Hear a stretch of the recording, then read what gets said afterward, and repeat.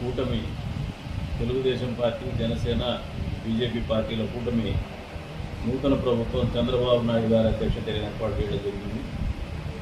ఏదైతే ఎన్నికల సమయంలో ఇచ్చినటువంటి హామీ మేరకు మాట నిలుపుకునేటువంటి క్రమంలోనే మొదటి సంతకం మెగా డిఎస్ మీద చేయడం జరిగింది ముఖ్యమంత్రిగా చంద్రబాబు నాయుడు గారు.